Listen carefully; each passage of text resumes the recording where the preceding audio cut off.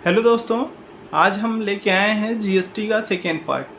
हम आज इस पार्ट में बात करेंगे कि कैसे आपको एनओसी यानी नो ऑब्जेक्शन सर्टिफिकेट बनवाना होगा। मतलब कि आप जैसे अगर कहीं पे बिजनेस करना चाह रहे हैं और आपको जीएसटी नंबर लेना है, तो उसमें आप क्या करेंगे कि आपके पास या तो फिर आपका खुद का पर्सनल लैंड हो या फिर आपकी खुद की पर्सनल प्रॉपर्टी हो।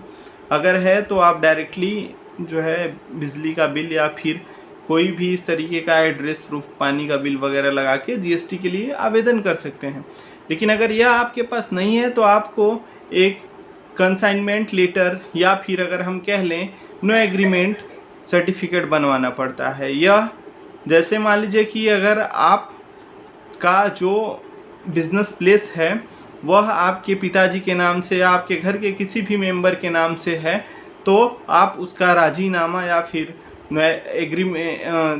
राजीनामा आप उनसे करवाएं या फिर आप उनसे एक नो ऑब्जेक्शन सर्टिफिकेट लें। तो इसको करने के लिए आपको एक फॉर्मेट है, आगे हमने उसमें पूरा डिस्कस किया हुआ है। उस फॉर्मेट के थ्रू आप जो है उसमें सारी डिटेल्स दे रखी हैं और आपको यह जो फॉर्मेट है वह फॉर्मेट आप 100 रुपये के स्टाम्प पेपर पे प्रिंट करवाएंगे और प्रिंट करवाने के बाद उस पर आपको नोटरी करवाना पड़ेगा और नोटरी करवाने के बाद ही आगे जो है आपका यह लेटर प्रिपेयर होगा और फिर उसके बाद आप उसको लगा करके जीएसटी के लिए आवेदन कर सकते हैं। तो दोस्तों, आगे हम इसी वीडियो में आगे पूरा स्टेप बाय स्टेप बता रहे हैं कि कैसे कैसे इस लेटर को प्रिपेयर करना है और कैसे स्टाम्प पे जो है उसको प्रिंट करवा के और नोटरी करवानी है। दोस्तों, हम यहाँ पे आ जाते हैं वर्ड में। हमने एक वर्ड में कंसेंट लेटर का फॉर्मेट सेव करके रख रखा है।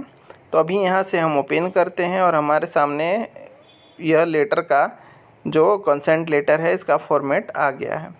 अब यहाँ पे इसमें लिखा हुआ है नो ऑब्जेक्शन सर्टिफिकेट, और जैसे ही नीचे आएंगे हम तो हम यहाँ पे लिख रखा है this is certify that I, यानी यहाँ पे जो ऑनर हैं उनका नाम देना है हमें।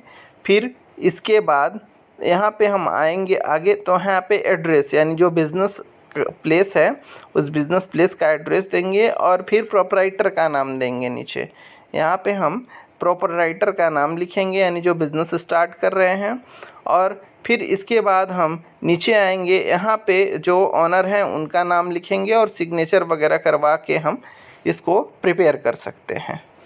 इसी तरह दोस्तों, एक हम 100 रुपये का स्टाम्प पेपर ले कर के यह जो हमने अभी कंसेंट लेटर में सारी डिटेल्स देखी हैं और फिल करा था उसी को हम यहाँ पे प्रिंट करवा लेंगे।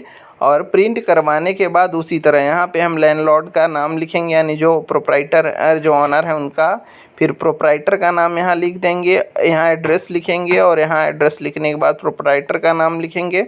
फिर नीचे आके हम सिग्नेचर वगैरह करवा के इस स्टाम्प पेपर को हम प्रिपेयर कर लेंगे और नोटरी करवा देंगे, और फिर नोटरी करवाने के बाद हम इसको यूज़ कर सकते हैं और फॉर्म भर सकते हैं।